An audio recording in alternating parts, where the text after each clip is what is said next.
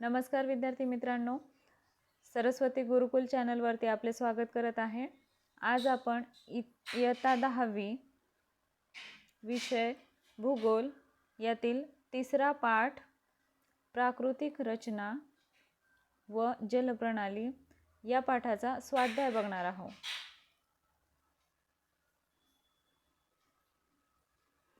सुरुवातीला आपण बघूयात आकृती 3.1 च्या आधारे खालील प्रश्नांची उत्तरे लिहा। आपल्या पाठामध्ये काही आकृत्या दिलेल्या आहेत, नकाशे दिलेले आहेत, त्या आधारे आपल्याला काही प्रश्नांची उत्तरे सोडवायची आहेत, ते बघूयात। त्यातील पहिला प्रश्न, भारतातील 6000 मीटर पेक्षा जास्त उंची असलेला भाग कोणत्या दिशेस आहे? भारतातील 6000 मीटर पेक्षा जास्त उंची असलेला भाग उत्तर आणि ईशान्य दिशेस आहे। त्यानंतरचा प्रश्न, द्वीपकल्पावरील दक्षिण वाहिनी नदी शोधा, ती कोणत्या नदीच्या खोऱ्यात येते? त्याचं उत्तर, प्राणहिता ही द्वीपकल्पावरील दक्षिण वाहिनी नदी आहे। ही नदी गोदावरी नदीच्या खोऱ्यात येते।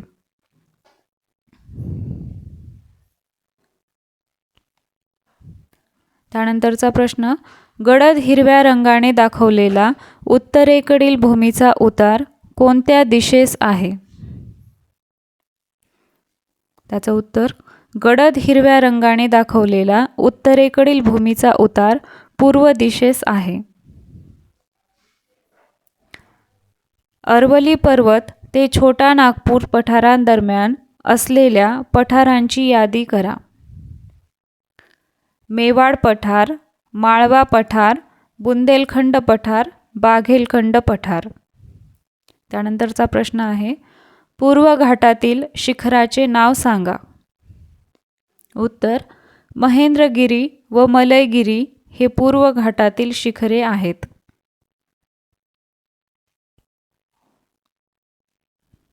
त्यानंतरचा प्रश्न, ब्रह्मपुत्रेच्या सखल मैदानी प्रदेशाची सीमा कोणत्या पर्वतीय भागाने अंकित आहे? उत्तर, ब्रह्मपुत्रेच्या सखल मैदानी प्रदेशाची सीमा पूर्व हिमालयाच्या पर्वत भागांनी अंकित आहे। त्यानंतरचा प्रश्न आहे, नीलगिरी पर्वताचे सापेक्ष स्थान सांगा। उत्तर, पश्चिम घाट व पूर्व घाट यांचे ज्या ठिकाणी विलिनीकरण होते त्या स्थानी नीलगिरी पर्वत आहे।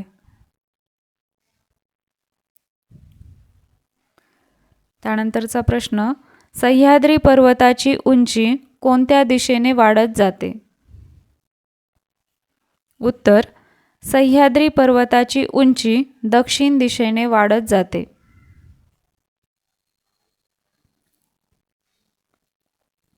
त्यानंतरचा प्रश्न आहे, विंध्य पर्वत कोणत्या नदी खोऱ्यांचा जलविभाजक आहे? विंध्य पर्वत नर्मदा व गंगा या नदी खोऱ्याचा जलविभाजक आहे।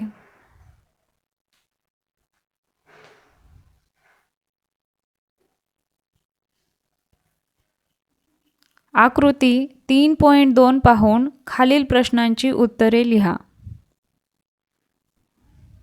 त्यातील पहिला प्रश्न, ॲमेझॉन नदी खोऱ्याच्या उंचीची कक्षा सांगा। ॲमेझॉन नदी खोऱ्याच्या उंचीची कक्षा 0 मीटर ते 200 मीटर आहे। त्यानंतरचा प्रश्न आहे, ॲमेझॉनचे खोरे कोणत्या दोन उच्चभूमीच्या दरम्यान आहे? ॲमेझॉनचे खोरे गियाना उच्चभूमी आणि ब्राझील उच्चभूमी या दोन उच्चभूमींच्या दरम्यान आहे। प्रश्न तिसरा, 500 ते 1000 मीटर उंची असलेल्या प्रदेशाचे निरीक्षण करा। पिवळ्या रंगाने दाखवलेल्या या भूमीच्या विस्ताराचे दिशांच्या संदर्भात वर्णन करा।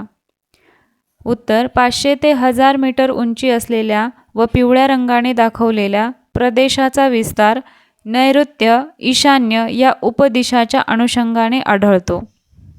त्यानंतरचा प्रश्न, पिवळ्या रंगाचे विखुरलेले भाग काय दर्शवितात? पिवळ्या रंगाचे विखुरलेले भाग ब्राझीलचे पठार दर्शवितात.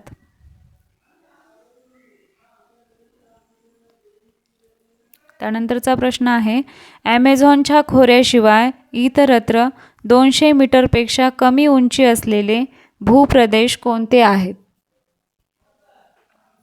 ॲमेझॉनच्या खोऱ्याशिवाय इतरत्र 200 मीटर कमी उंची असलेले भूप्रदेश पॅराग्वे नदीच्या खोऱ्याच्या प्रदेशात व दक्षिण भागातील पंपास प्रदेशात आहेत.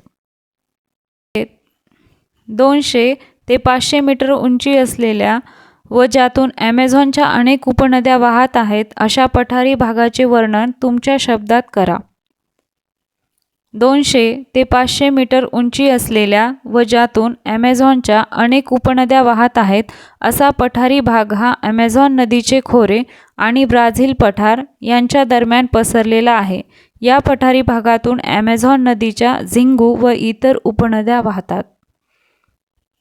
आकृती 3.1 व 3.2 मध्ये दिलेल्या नकाशांमध्ये ब्राझील व भारत या दोन देशातील प्राकृतिक रचना दाखवलेली आहे. या नकाशांचा व त्यात दिलेल्या सूचींचा उपयोग करून उत्तरे शोधा. त्यातील प्रश्न पहिला, सर्वोच्च उंची असलेले प्रदेश त्या त्या देशात कोणत्या भागात आहेत? सर्वोच्च उंची असलेले प्रदेश भारतात उत्तर भागात व ब्राझील देशात आग्नेय भागात आहेत. त्यानंतरचा प्रश्न, कोणत्या देशात उंचीची कक्षा जास्त आहे? भारत देशात उंचीची कक्षा जास्त आहे.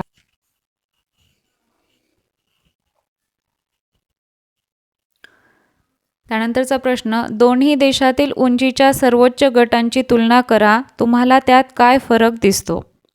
भारतात सर्वोच्च उंचीचा गट 8000 मीटरहून अधिक उंची दर्शवतो. या उलट ब्राझीलमध्ये सर्वोच्च उंचीचा गट केवळ 1000 मीटरहून अधिक उंची दर्शवतो. म्हणजेच भारतात उंचीची कक्षा तुलनेने जास्त व ब्राझीलमध्ये उंचीची कक्षा तुलनेने कमी हा फरक दिसून येतो. त्यानंतरचा प्रश्न, ब्राझीलमधील ॲमेझॉन नदीच्या खोऱ्यातील जमिनीचा उतार सर्वसाधारणपणे कोणत्या दिशेस आहे? ब्राझीलमधील ॲमेझॉन नदीच्या खोऱ्यातील जमिनीचा उतार सर्वसाधारणपणे उत्तर दिशेस आहे. दख्खन पठाराचा सर्वसाधारण भूउतार कोणत्या दिशेस आहे? भारतातील दख्खन पठाराचा सर्वसाधारण भूउतार पश्चिम दिशेस आहे. दोन्ही देशातील पर्जन्याचे प्रदेश कोठे आहेत ते सांगा. भारतात पश्चिम घाटाच्या पूर्वेकडील भागात आणि अरवली व दिल्ली डोंगररांगाच्या पश्चिमेकडील भागात पर्जन्य छायेचा प्रदेश आहे. ब्राझीलमध्ये अजस्र कड्याच्या ईशान्येकडील भागात पर्जन्य छायेचा प्रदेश आहे. त्यानंतर आपण बघणार आहोत या पाठाचा स्वाध्याय.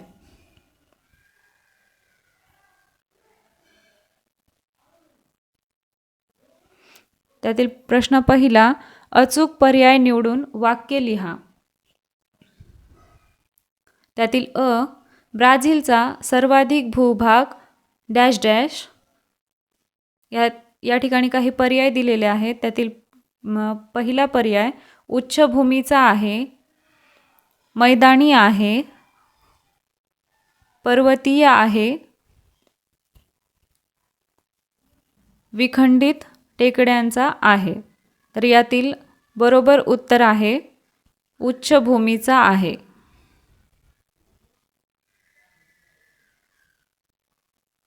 त्यानंतर आ, भारताप्रमाणे ब्राझीलमध्ये सुद्धा डॅश डॅश. यातील पर्याय पहिला उंच पर्वत आहे, पर्याय दुसरा प्राचीन पठार आहे, पर्याय तिसरा पश्चिम वाहिनी नद्या आहेत, पर्याय चौथा बर्फाच्छादित डोंगर आहेत. तर यातील बरोबर पर्याय आहे पर्याय नंबर 2 प्राचीन पठार आहे. ई, ॲमेझॉन नदीचे खोरे मुख्यतः डॅश डॅश. नंबर 1 अवर्षणग्रस्त आहे. 2 दलदलीचे आहे. 3 मानवी वस्तीस प्रतिकूल आहे. 4 सुपीक आहे. तर यातील बरोबर पर्याय आहे नंबर 3 मानवी वस्तीस प्रतिकूल आहे.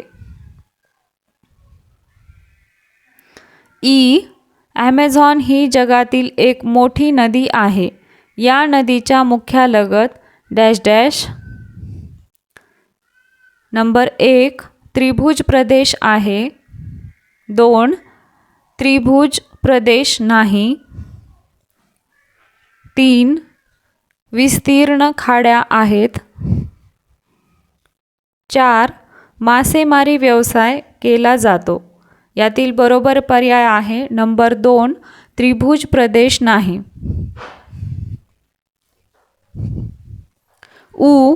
अरबी समुद्रातील लक्षद्वीप बेटे ही डॅश डॅश. मुख्य भागापासून तुटलेल्या भूभागाची बनली आहे. 2 प्रवाळ बेटे आहेत. 3 ज्वालामुखीय बेटे आहेत. 4 खंडीय बेटे आहेत. यातील बरोबर पर्याय आहे नंबर 2 प्रवाळ बेटे आहेत. अरवली पर्वताच्या पायथ्याशी डॅश डॅश. 1 बुंदेलखंड पठार आहे. 2 मेवाड पठार आहे. 3 माळवा पठार आहे. 4 दख्खनचे पठार आहे. यातील बरोबर पर्याय आहे नंबर 2 मेवाड पठार आहे. प्रश्न दुसरा. खालील प्रश्नांची उत्तरे लिहा. भारत व ब्राझीलच्या प्राकृतिक रचनेतील फरक सांगा.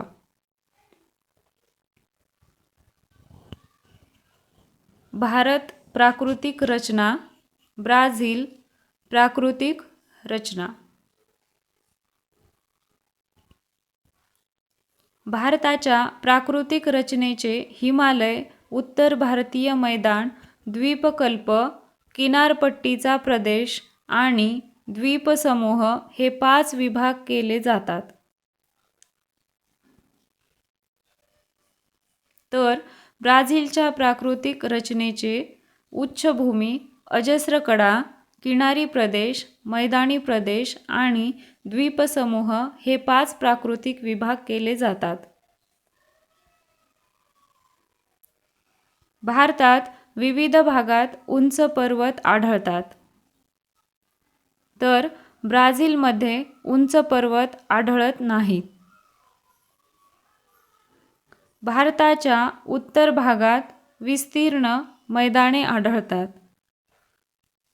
तर ब्राझीलमध्ये अशा स्वरूपाची विस्तीर्ण मैदाने आढळत नाहीत.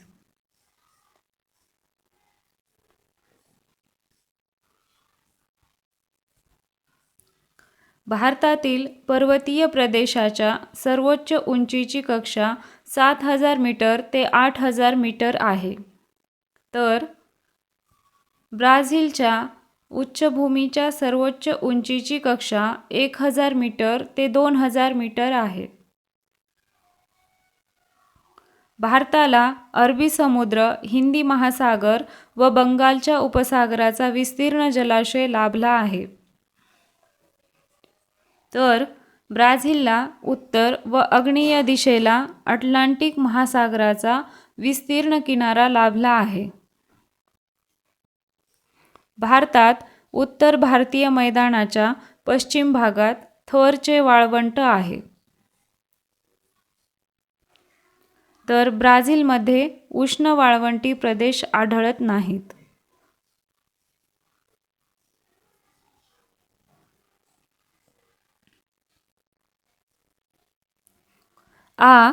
भारतामध्ये नद्यांचे प्रदूषण नियंत्रित करण्यासाठी कोणत्या उपाययोजना केल्या जात आहेत?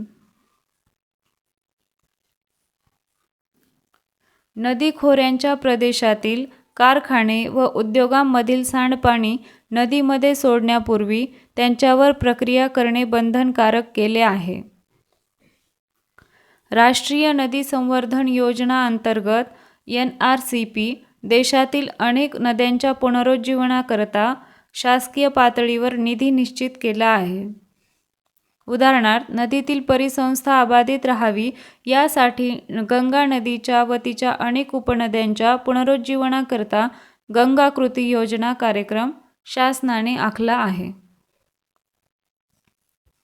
स्थानिक स्तरावरही प्रदूषणास कारणीभूत ठरणाऱ्या सांडपाण्यासंदर्भात शासनाने नियम केले आहेत.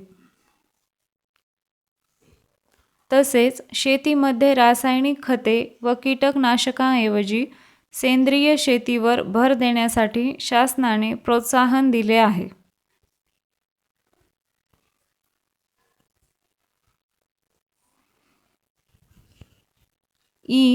भारताच्या मैदानी प्रदेशाची वैशिष्ट्ये कोणती?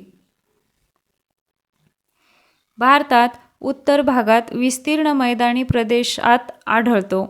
हा प्रदेश उत्तर भारतीय मैदान म्हणून ओळखला जातो. उत्तर भारतीय मैदानी प्रदेशाचे प्रामुख्याने 3 विभाग केले जातात.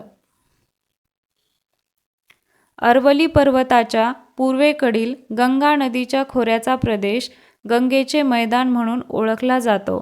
या मैदानी प्रदेशाचा उतार पूर्वेकडे आहे. भारताच्या पश्चिम बंगाल राज्याच्या बहुतांश भागात व बांगलादेशात गंगा व ब्रह्मपुत्रा या नद्यांच्या मुखाशी त्रिभुज प्रदेश आढळतो. या प्रदेशास सुंदरबन म्हणतात. हा जगातील सर्वात मोठा त्रिभुज प्रदेश आहे. अरवली पर्वत व दिल्ली डोंगररांगा यांच्या पश्चिमेकडे पंजाबचा मैदानी प्रदेश पसरलेला आहे. या प्रदेशाची निर्मिती सतलज व तिच्या उपनद्यांनी वाहून आणलेल्या गाळाच्या संचयाने झाली आहे.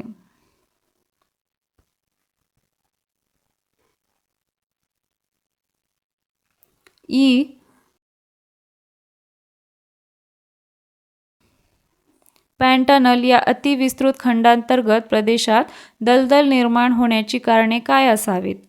पॅन्टानल प्रदेशातून पॅराग्वे नदी व तिच्या उपनद्या वाहतात.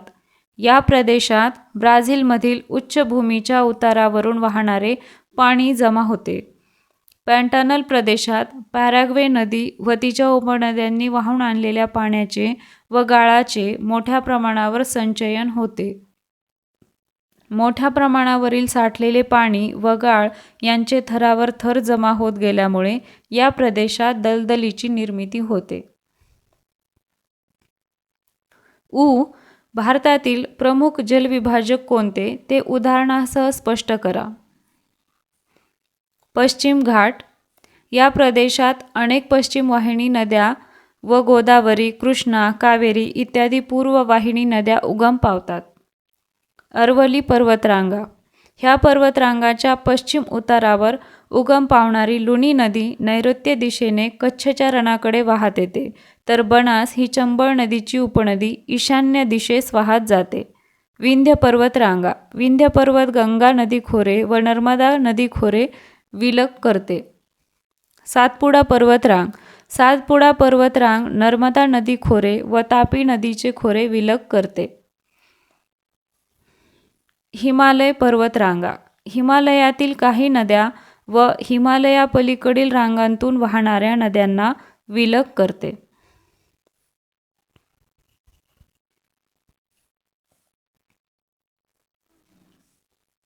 प्रश्न 3.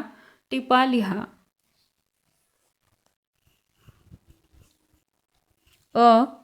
ॲमेझॉन नदीचे खोरे. ॲमेझॉन नदीचे खोरे हा ब्राझीलमधील सर्वात मोठा मैदानी प्रदेश आहे. ॲमेझॉन नदीच्या खोऱ्याचा म्हणजेच मैदानाचा सर्वसाधारण उतार पूर्वेकडे आहे. ॲमेझॉन नदीचे खोरे ब्राझीलच्या पश्चिम भागात तुलनेने रुंद म्हणजेच सुमारे 1300 किलोमीटर रुंद आहे. गियाना उच्चभूमी व ब्राझील उच्चभूमी या दोन उच्चभूमी जिथे जवळजवळ येतात तेथे ॲमेझॉन नदी खोऱ्याची रुंदी केवळ 240 किलोमीटर होते. जसजशी ॲमेझॉन नदी अटलांटिक महासागराकडे वाहत जाते तसतशी ॲमेझॉन नदी खोऱ्याची रुंदी वाढत जाते.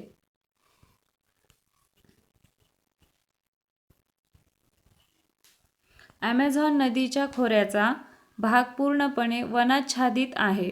ॲमेझॉनच्या खोऱ्यातील सदाहरित वने उष्णकटिबंधीय वर्षावने आहेत. वारंवार येणारे पूर व वनांच्या तळाकडील भागात जमिनीवर वाढणाऱ्या वनस्पतींचे जाळे यामुळे ॲमेझॉन नदीच्या खोऱ्याचा प्रदेश दुर्गम बनला आहे.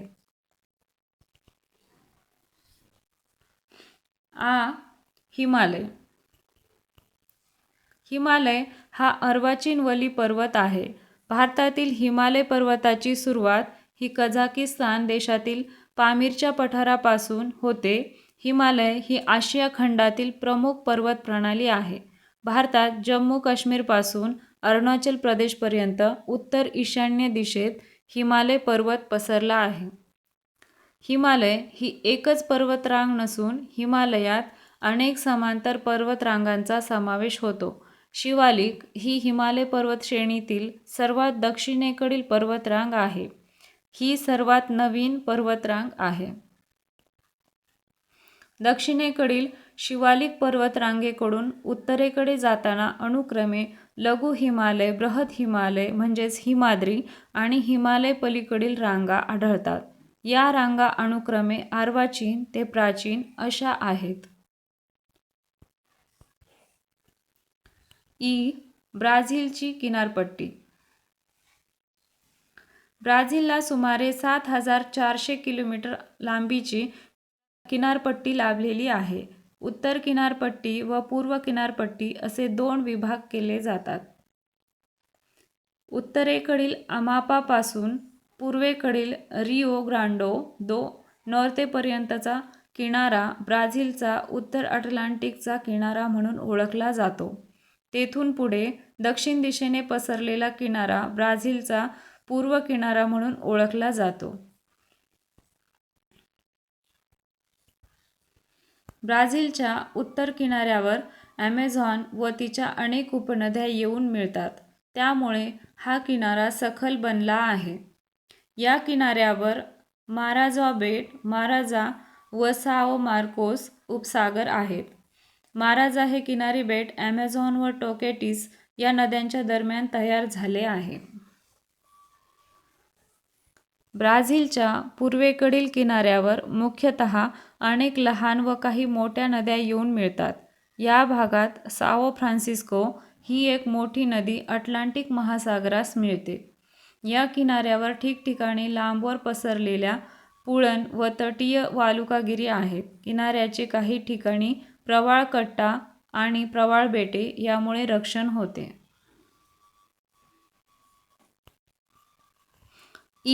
भारताचा द्वीपकल्पीय विभाग. उत्तर भारतीय मैदानी प्रदेशाच्या दक्षिणेकडे भारतीय द्वीपकल्प हा प्राकृतिक विभाग पसरलेला आहे. हा प्राकृतिक विभाग हिंदी महासागराकडे निमुळता होत जातो. भारतीय द्वीपकल्पीय विभागात अनेक लहान मोठे पर्वत व पठारे आहेत. भारताच्या द्वीपकल्पीय विभागात उत्तरेकडील भागात अरवली पर्वत आहे. हा सर्वात प्राचीन वली पर्वत आहे. भारताच्या द्वीपकल्पीय विभागात सपाट मैदाने सीमांकित करणारी पठारांची शृंखला आहे. पठारांच्या शृंखलेमध्ये महाराष्ट्र पठार, कर्नाटक तेलंगणा पठार, छोटा नागपूर पठार, पूर्वेचे पठार इत्यादी महत्त्वाची पठारे आहेत. या विभागाच्या मध्यभागात विंध्य सातपुडा पर्वत आहे. भारताच्या द्वीपकल्पीय विभागाच्या पश्चिम भागात पश्चिम घाट व पूर्व भागात पूर्व घाट असे पर्वतीय प्रदेश आहेत.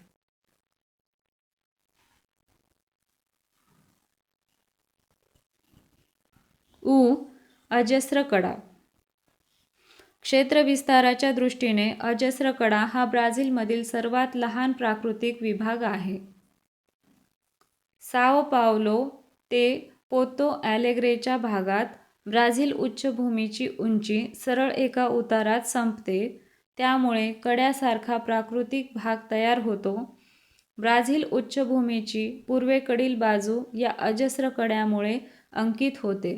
अजस्र कड्याच्या भागात ब्राझील उच्चभूमीची उंची 790 मीटर इतकी आहे.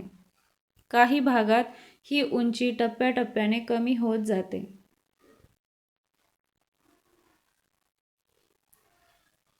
अजस्र कड्याचा ब्राझीलमधील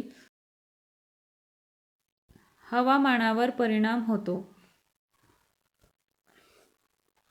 अजस्र कड्यामुळे आग्नेय व्यापारी वारे अडवले जातात, त्यामुळे ब्राझीलच्या आग्नेय किनारपट्टीच्या प्रदेशात तुलनेने अधिक पाऊस पडतो. अजस्र कड्याच्या पलीकडे ब्राझीलमधील ईशान्य भागात पर्जन्यछायेचा प्रदेश आढळतो. हा भाग आवर्षण चतुष्कोन म्हणून ओळखला जातो.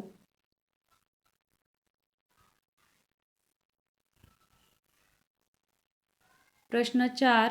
भौगोलिक कारणे लिहा. अ. ब्राझीलमध्ये पश्चिम वाहिनी नद्या आढळत नाहीत. ब्राझीलच्या नकाशाचे निरीक्षण केल्यास असे लक्षात येते की ब्राझीलच्या उत्तर व पूर्वेकडील किनाऱ्याला लागून अनुक्रमे उत्तर अटलांटिक व दक्षिण अटलांटिक महासागर आहेत.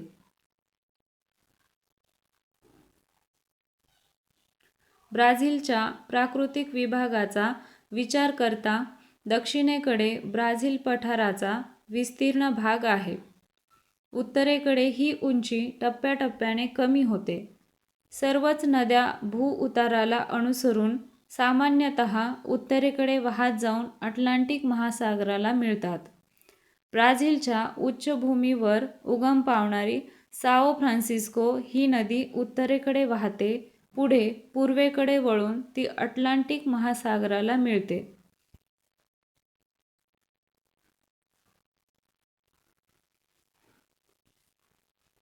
याशिवाय ब्राझीलमधील सर्वात मोठी नदी ॲमेझॉन ही सुद्धा ब्राझीलच्या पश्चिमेकडील पेरू या देशात असणाऱ्या अँडीज पर्वताच्या भागात उगम पावते व उताराला अनुसरून ही नदी पूर्वेकडे वाहत येऊन उत्तर अटलांटिक महासागराला मिळते. तसेच ब्राझील उच्चभूमीच्या दक्षिण उतारावरून उगम पावणाऱ्या पेराग्वे, पॅराना व उरुग्वे या नद्या ब्राझीलच्या नैऋत्येकडील भागातून वाहत जातात. म्हणून ब्राझीलमध्ये पश्चिम वाहिनी नद्या आढळत नाहीत.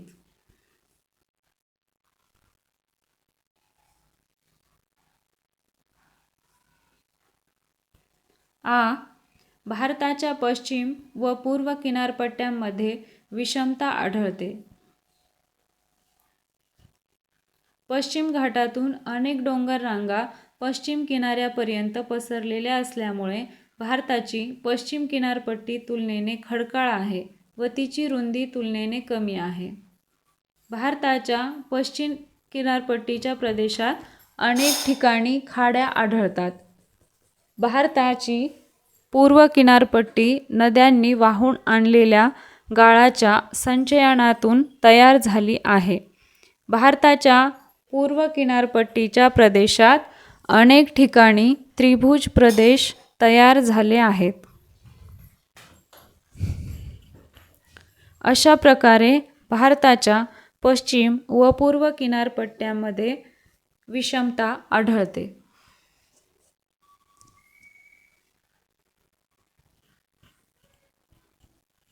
ई. भारताच्या पूर्व किनाऱ्यावर नैसर्गिक बंदरे कमी आहेत.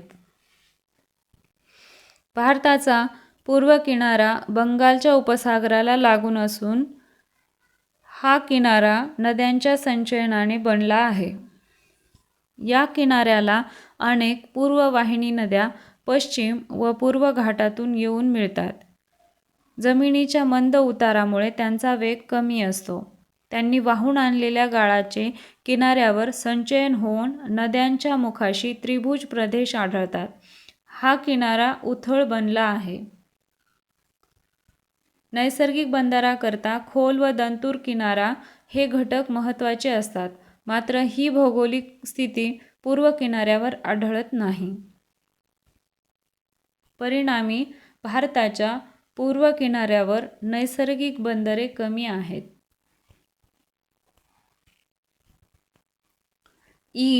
ॲमेझॉन नदीच्या तुलनेत गंगा नदीच्या जलप्रदूषणाचा परिणाम लोकजीवनावर जास्त होतो. ॲमेझॉन नदीच्या प्रदेशात लोकवस्तीचे प्रमाण तुलनेने कमी आहे. या भागात उद्योगांचे प्रमाणही तुलनेने कमी आहे. परिणामी ॲमेझॉन नदीच्या प्रदेशात तुलनेने कमी प्रमाणात जलप्रदूषण होते. गंगा नदीच्या प्रदेशात लोकवस्तीचे प्रमाण तुलनेने अधिक आहे. या भागात उद्योगांचे प्रमाणही तुलनेने अधिक आहे. परिणामी गंगा नदीच्या प्रदेशात तुलनेने अधिक प्रमाणात जलप्रदूषण होते. त्यामुळे ॲमेझॉन नदीच्या तुलनेत गंगा नदीच्या जलप्रदूषणाचा परिणाम लोकजीवनावर जास्त होतो. प्रश्न 5वा. अचूक गट ओळखा. ब्राझीलच्या वायव्येकडून आग्नेयेकडे जाताना आढळणाऱ्या प्राकृतिक रचनेचा क्रम. 1. पॅराना नदी खोरे, गियाना उच्चभूमी, ब्राझील उच्चभूमी. 2. गियाना उच्चभूमी, ॲमेझॉन खोरे, ब्राझील उच्चभूमी. 3. किनारपट्टीचा प्रदेश, ॲमेझॉन खोरे, ब्राझील उच्चभूमी. यातील बरोबर पर्याय आहे 2. गियाना उच्चभूमी, ॲमेझॉन खोरे, ब्राझील उच्चभूमी. ब्राझीलच्या या नद्या उत्तरवाहिनी आहेत. 1. जुरुका, झिंगू, अरागुआ. 2. Negro, Branca, Paru. 3. जापा, जारुआ, पुरुस. यातील बरोबर पर्याय आहे 1. जुरुका, झिंगू, अरागुआ. भारताच्या दक्षिणेकडून उत्तरेकडे जाताना खालील पठारे क्रमवार आढळतात. 1.